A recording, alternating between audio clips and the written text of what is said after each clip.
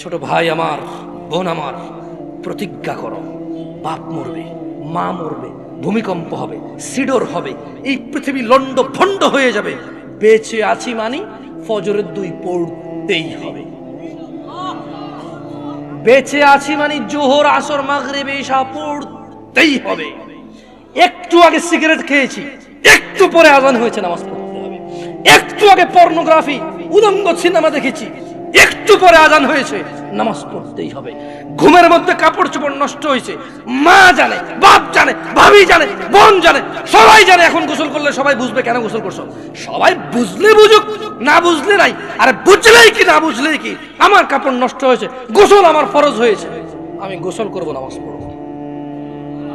রাতে আমার ঘুম আসে নাই, বন্ধু বান্ধবের পাল্লায় পড়ে সারা রাত বসে বসে উলঙ্গ ছবি দেখেছি, যা অত্যন্ত ঘৃণিত এবং যা আমার জীবনকে তছনছ করে দেবে, যা আমার জীবনের বরকত নষ্ট করে দেবে, যা আমাকে লাঞ্ছিত অপমানিত করবে, এমন অপরাধে লিপ্ত ছিলাম। কারণ এই জানাবে বিচার যে করবে, যে জানার সাথে জড়িত, সে অপদস্থ হবেই হবে। আখিরাতে তো তার আছেই। এই একটাই অপরাধ জানাবে বিচার, একটাই অপরাধ অশ্লীলতা, যেটা শাস্তি আল্লাহ দুনিয়াতে দিয়ে দেয়।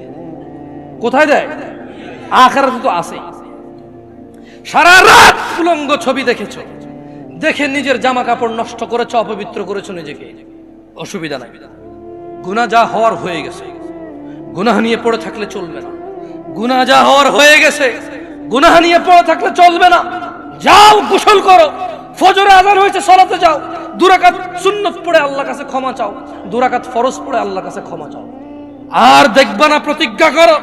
আবার দেখে ফেলেছো, অসুবিধা নাই, জোহরে আযান হয়েছে, যাও মসজিদে, যাও গোসল করে 2 রাকাত নামাজ পড়ো, আল্লাহর কাছে ক্ষমা চাও, প্রতিজ্ঞা করো, আর দেখবা না।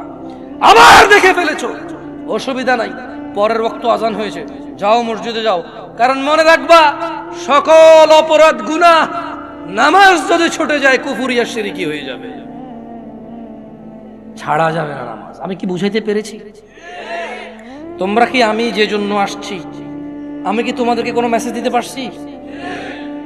পারছি তো? তাহলে এবার আমি বিদায় নেই। জাযাকুমুল্লাহ খায়র ওয়া আহসানাল জাযা। ওয়াসসালামু আলাইকুম ওয়া রাহমাতুল্লাহি ওয়া বারাকাতুহু।